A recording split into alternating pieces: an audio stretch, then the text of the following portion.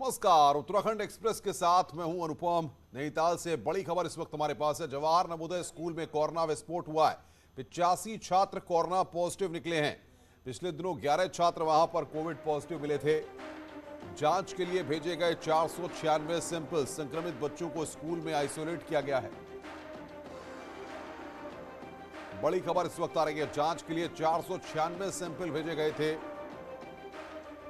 85 बच्चे corona positive मिले हैं। बच्चों को स्कूल में आइसोलेट किया गया है। स्वास्थ्य विभाग ने वहां पर निगरानी काफी बढ़ा दी है। नैनीताल से इस वक्त की ये बड़ी खबर। वहीं एक और बड़ी खबर इस वक्त आ रही है। ओमिक्रॉन वेरिएंट के 4 नए पेशेंट मिले हैं। 3 देहरादून, वहीं एक अहमदाबाद गुजरात का रहने वाला बताया जा रहा है। 21 दिसंबर को ऋषिकेश आने पर सैंपल लिया गया था। बता दें कि 3 देहरादून और एक अहमदाबाद के युवक में ओमिक्रॉन की पुष्टि हुई है। इसके साथ ही इनके संपर्क में आई एक 15 साल की लड़की भी संक्रमित हुई है। गुरुग्राम से लौटे थे ये युवक। प्रदेश में कोरोना के 118 नए केस सामने आए हैं। देहरादून से इस वक्त की बड़ी खबर हम आपको बता रहे हैं। ओमिक्रॉन वेरिएंट के 4 नए पेशेंट उत्तराखंड में मिले हैं। चारों पेशेंट दून के ही रहने वाले हैं। पेशेंट्स की विदेश की यानी कि ट्रैवल हिस्ट्री नहीं है और 118 कोरोना के नए केस यहां पर मिले हैं। और भारती सकलानी हमारी संवाददाता हमारे साथ सीधे जुड़ रही है। भारतीय, लगातार केसेस मिलने का सिलसिला जारी है। ओमिक्रॉन के भी केसेस अब सामने आ रहे हैं। ऐसे में किस तरीके से स्वास्थ्य महकमा काम कर रहा है और सरकार की तरफ से क्या निर्देश दिए गए हैं? देखिए, सोशल डिस्टेंसिंग, मास्क, चालान काटे जा रहे हैं अनुपम, लेकिन ये भी काफ़ी नज़र नहीं आ रहा है क्योंकि जब तक लोग जागरूक नहीं होंगे इसी तरह से केस आते रहेंगे। पिछले 24 घंटे का ही जो ट्रैक रिकॉर्ड कल देखा, 118 नए केस, और ये केस तब जून के बाद से अब अनुपम सबसे ज़्यादा यहाँ पर दर्ज हुए हैं, ये कहा जा सकता है। इसके अलावा आप देखिए, पिछले 3-4 दिन में तेज़ी के साथ ग्राफ बढ़ा है। पहले 89 आए, फिर 118 अब आ गए हैं। तो अब यानी कि चिंता की बात तो ज़रूर है। चाहे हम आशा रोडी चेक पोस्ट पर बात कर ले, वहां पर सख्ती देखने को मिल रही है और पूरे शहर भर में चालान यहां पर काटे जा रहे हैं उन लोगों के जो बिना मास्क के, सोशल डिस्टेंसिंग का पालन नहीं कर रहे, कोविड नियमों का पालन नहीं करते हुए नजर आ रहे हैं। अकेले अगर मैं 31 को लेकर बात करूं तो 500 से ज्यादा चालान यहां पर काटे गए थे। लेकिन इससे आप ये बात का अंदाजा भी लगा सकते हैं कि किस तरह की सतर्कता अब लोगों में है, क्योंकि लोग अब भी कोविड नियमों का पालन नहीं कर रहे हैं। केसेस लगातार बढ़ते जा रहे हैं। स्वास्थ्य विभाग ने क्या तैयारी करके रखी है? जो ये पेशेंट सामने आ रहे हैं, इनको कहां पर एडमिट किया जा रहा है? जो ओमिक्रॉन के केसेस सामने आ रहे हैं, उनके लिए क्या कदम उठाए गए हैं और सरकार किस तरीके से कोई सख्त कदम भी उठा सकती है आने वाले वक्त में? बिल्कुल, कोविड कर्फ्यू यहाँ पर लगा हुआ है अनुपम, रात 11 बजे से लेकर सुबह के 5 बजे तक। इसके अलावा दून अस्पताल में व्यवस्थाएं यहाँ पर की जा रही हैं। एक बार फिर से दून अस्पताल को कोविड केयर सेंटर में तब्दील किया जा सकता है। इस तरह की व्यवस्थाएं भी वहाँ पर की जा रही हैं कि जो कोविड के पेशेंट आए उनको वहीं पर रखा जाए। इसके अलावा जगह जगह पर स्कूल्स को भी यहाँ पर कोविड केयर सेंटर्स में तब्दील किया जा सकता है। इस तरह के भी निर्देश यहाँ पर दिए जा रहे हैं स्वास्थ्य विभाग की तरफ से, अगर केसेस बढ़ते हैं तो। यानी कि व्यवस्थाएं यहाँ पर हेल्थ डिपार्टमेंट इन्हीं में लगा हुआ है कि अगर केसेस बढ़ते हैं तो किस तरीके से पेशेंट्स को एक बार फिर से रखा जाए। हालांकि नैनीताल में भी एक ही जगह से 85 बच्चे कोरोना पॉजिटिव पाए गए हैं। ऐसे में वहां पर क्या क्वारंटीन या बाकी कोई व्यवस्थाएं की गई हैं अब तक?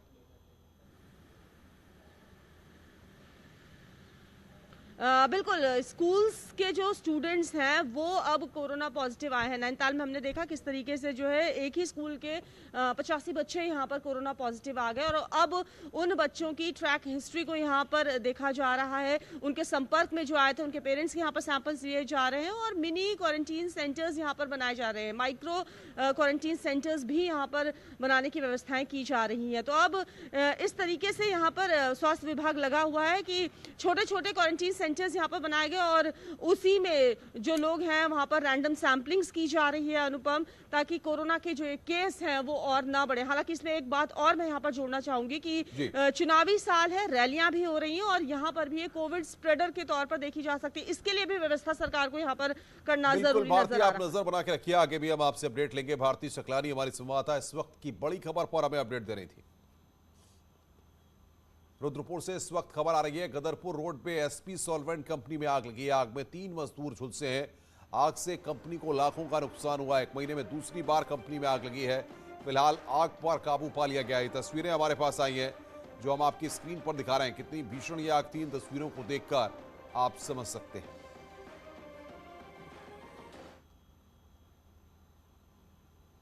आगे बढ़ते हैं चमोली से खबर, जहां पर औली से 4 किलोमीटर ऊपर गोरासू में राजस्व विभाग की टीम को एक महिला और एक पुरुष का शव बरामद हुआ है। शव संजीव कुमार गुप्ता और सिंसा गुप्ता का बताया जा रहा है। राजस्व विभाग की टीम को केवल हवाई टिकट के जरिए इनके नाम का पता चल पाया है। दोनों ही मृतकों के पास से कोई भी आईडी प्रूफ नहीं मिला है।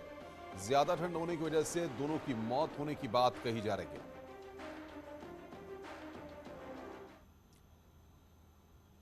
आगे बढ़ते हैं खबर हरिद्वार से, जहां पर बड़ी खबर है। धर्म संसद में विवादित बयान के मामले पर 2 और लोगों पर मुकदमा दर्ज हुआ है।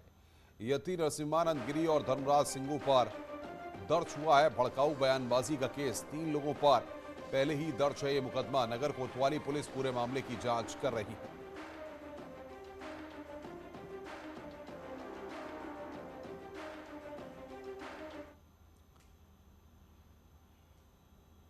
हरिद्वार के धर्म संसद में विवादित बयान को लेकर देहरादून में मुस्लिम समुदाय के लोगों के प्रदर्शन पर पूर्व सीएम हरीश रावत ने कहा कि यह मामला अब सिर्फ मुस्लिम समुदाय का नहीं है, यह पूरे देश का सवाल बन गया है। धर्म संसद में महात्मा गांधी के लिए अपशब्द कहने वाले पर छत्तीसगढ़ में कार्रवाई हुई है, लेकिन यहां उन्हें सरकार का संरक्षण प्राप्त है।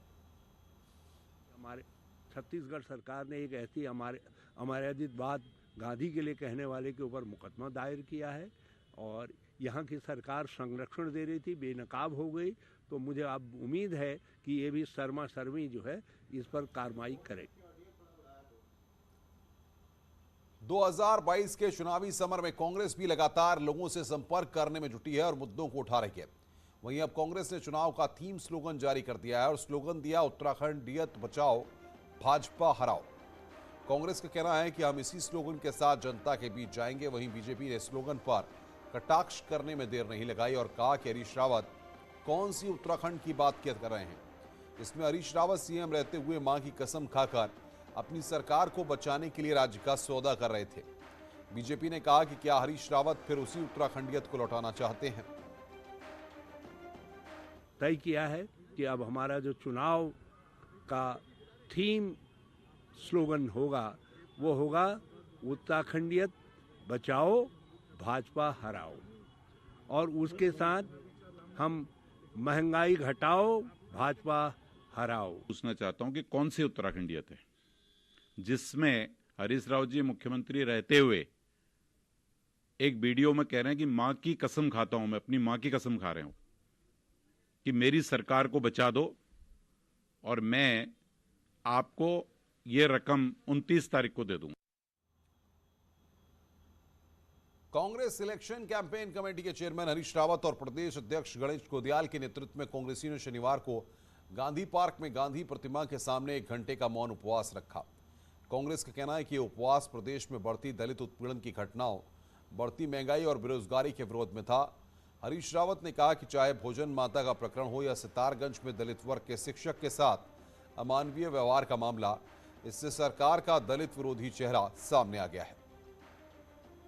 राज्य में दलित उत्पीड़न की घटनाओं में बड़ी वृद्धि हुई है और राज्य सरकार का अमानवीय चेहरा दिखाई दिया है, भाजपा का अमानवीय चेहरा दिखाई दिया है, दलित विरोधी चेहरा दिखाई दिया है।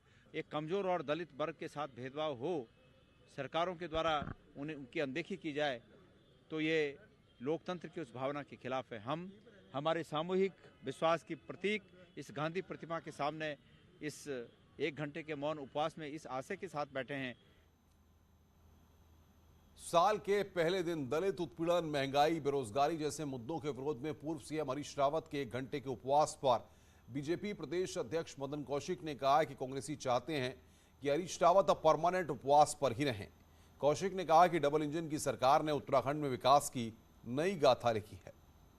उसकी पार्टी के लोग चाहते हैं कि वो परमानेंट उपवास रखें अभी आने वाले समय में।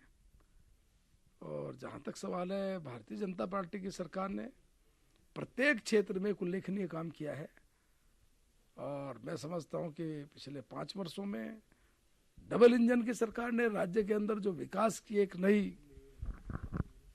गाथा लिखी है, एक नए आयाम स्थापित किए हैं।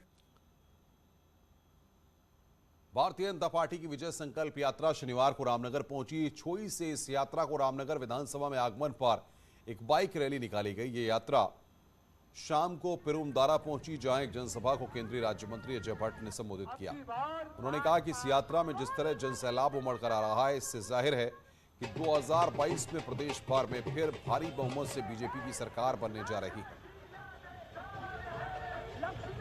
आप स्वयं देखिए कितना जनसैलाब है जगह जगह। जहां से हम निकल रहे, जो हालत यहाँ है वही सब जगह लोगों में उत्साह है। साफ हो गया है कि 2022 में भारी बहुमत से हमारी पार्टी आ रही है। भारतीय जनता पार्टी को दोबारा से जनता ने मन बना लिया है कि हम उसको सेवा करने का अवसर देंगे। शनिवार को नए साल के पहले दिन मुख्यमंत्री पुष्कर सिंह धामी ने सरकार की महत्वाकांक्षी योजना के तहत क्लास 10th और 12th के स्टूडेंट्स को टैबलेट का वितरण कर दिया। प्रदेश के 6.5 लाख से ज्यादा स्टूडेंट्स को ये टैबलेट दिए जाने हैं। देहरादून में जीजीआईसी राजपुर में मुख्यमंत्री पुष्कर सिंह धामी ने टैबलेट दिए, तो वहीं प्रदेश भर में हर विधानसभा में 100 बच्चों को पहले चरण में टैबलेट दिए जा रहे हैं। आज तकरीबन 7,000 से ज्यादा स्टूडेंट्स को ये टैबलेट दिए गए। इस मौके पर मुख्यमंत्री ने कहा कि स्कूली एजुकेशन को सुदृढ़ करने के लिए सरकार लगातार प्रयास कर रही है और डीबीटी के जरिए हर स्टूडेंट के खाते में 12,000 रुपए दिए गए हैं, जिनसे उन्हें टैबलेट लेने हैं। जीवन में हम एक संकल्प लें कि हमको जीवन में कुछ करना है और संकल्प में कभी कोई विकल्प ना आए। संकल्प में अगर विकल्प आ गया तो हमारा संकल्प हमारा टूट जाता है, और जब हमारा संकल्प टूट जाता है तो हमारे रास्ते हमसे दूर हो जाते हैं, हमारे सपने हमसे दूर हो जाते हैं, आंखों से ओझल हो जाते हैं, हमारा लक्ष्य हमसे बहुत दूर चला जाता है। इसलिए जीवन में जब भी कोई संकल्प लो, उसको पूरा करने के लिए पूरे परिश्रम से लग जाओ, पूरे प्राणों प्राण के साथ लग जाओ। आगे बढ़ते हैं। आम आदमी पार्टी के अंदर सब कुछ ठीक नहीं चल रहा है। पूर्व आईएएस वर्धन शाह ने आम आदमी पार्टी का दामन छोड़ दिया है। पार्टी संयोजक अरविंद केजरीवाल को लेटर भेजकर शाह ने पार्टी की नीतियों से परेशान होने का आरोप लगाया। उनका कहना है कि सब कुछ दिल्ली से ही संचालित किया जा रहा है, कोई भी सुझाव अगर दिया जाता है तो उस पर अमल नहीं किया जाता। वहीं पार्टी के अंदर खाने कई और नेता भी पार्टी छोड़ सकते हैं। राजपुर सीट से चुनाव की तैयारी कर रहे विनोद कुमार ने प्रभारी दिनेश मोहनिया और सोशल मीडिया इंचार्ज की टीम पर पैसे लेकर टिकट देने का आरोप लगाया है। हालांकि प्रभारी दिनेश मोहनिया इन्हें बेवजह की बात बता रहे हैं।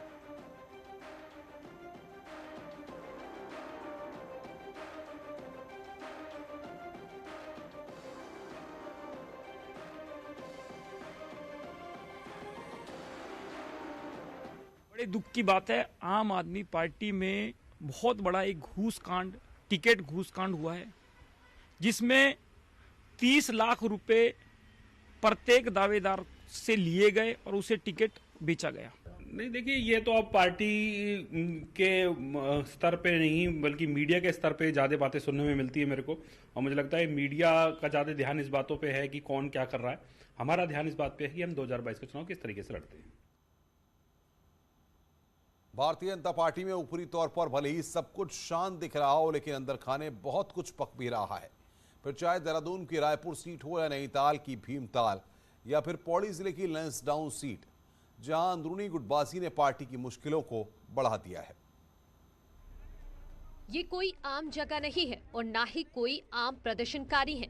ये रायपुर विधानसभा के बीजेपी कार्यकर्ता हैं और जगह है बीजेपी का प्रदेश कार्यालय, जो क्षेत्रीय विधायक उमेश शर्मा काऊ के खिलाफ धरना देकर प्रदर्शन कर रहे हैं। गुस्साए कार्यकर्ता चुनाव में परिणाम भुगतने तक की धमकी दे रहे हैं। ये है लैंसडाउन से बीजेपी के विधायक महंत दिलीप रावत। दिलीप रावत ने पिछले कुछ दिनों से मंत्री हरक सिंह रावत के खिलाफ मोर्चा खोला हुआ है। दरअसल चर्चा है कि हरक सिंह लैंसडाउन से अपनी बहू को पार्टी का टिकट दिलाना चाहते हैं। वहीं दिलीप रावत काम में रोड़ा अटकाने का आरोप भी लगाते रहे हैं। रायपुर विधानसभा के अंदर पिछले 5 साल से कुछ भी सही नहीं चल रहा है। पुरानी जो पार्टी की जो रीढ़ है पार्टी संगठन की, उनकी कहीं भी सुनी नहीं जा रही है। और आगे 2022 में अगर यही स्थिति पीछे से जैसे चली आ रही है, अगर आगे बनी रहेगी तो पार्टी को इसका बड़ा नुकसान होगा। मैंने अभी माननीय मुख्यमंत्री से बात करी है, क्योंकि मेरे क्षेत्र में एक विद्युत वितरण खंड का कार्यालय मैंने खुलवाया था और उसका शिलान्यास माननीय मुख्यमंत्री जी ने भी अभी 12 तारीख को किया था। लेकिन 20 दिन के बाद भी वहाँ पर कोई अधिकारी नियुक्त नहीं करना, कोई कर्मचारी नियुक्त नहीं करना, और मेरे बार बार कहने पर एमडी ने कोई व्यवस्था नहीं करी। तो मुझे लगता है कि किसी राजनीतिक दबाव के कारण जो है ये काम नहीं किया जा रहा। भीमताल सीट पर भी पार्टी संगठन में घमासान मचा हुआ है। निर्दलीय विधायक राम सिंह केड़ा के पार्टी में शामिल होने के बाद पार्टी टिकट की आस लगाए बैठे नेता गुस्से में हैं। पार्टी का कहना है कि कोई भी कार्यकर्ता अपनी बॉर्डर लाइन क्रॉस ना करे, इस बात का ध्यान रखा जा रहा है। कार्यकर्ता हैं, कार्यकर्ताओं की कभी कभी जो भावना होती है वो भावना ये सही है कि प्रदर्शित होती है अगर कुछ उनके मन में है, लेकिन बॉर्डर लाइन से ज़्यादा ना जाए, ऐसा कार्यकर्ताओं को ध्यान में रखना है। और इस प्रकार हम सभी कार्यकर्ताओं से बातचीत कर रहे हैं। लैंसडाउन, रायपुर, भीमताल में तो कार्यकर्ताओं ने खुलकर मोर्चा खोल दिया है, लेकिन लालकुआ, कर्णप्रयाग, नरेंद्र नगर, कैंट, पुरोला, यमुनोत्री, गंगोत्री जैसी सीटों पर भी पार्टी के भीतर घमासान कुछ कम नहीं है। इन सीटों पर कई दावेदार मैदान में हैं, जो बीजेपी के चुनाव रथ की राह में रोड़ा बन सकते हैं। देहरादून से सुनील नवप्रभात की रिपोर्ट। खबरें और भी हैं, फिलहाल ब्रेक के लिए, ब्रेक से वापस आएंगे तो दिखाएंगे आपको पहाड़ टॉप 10।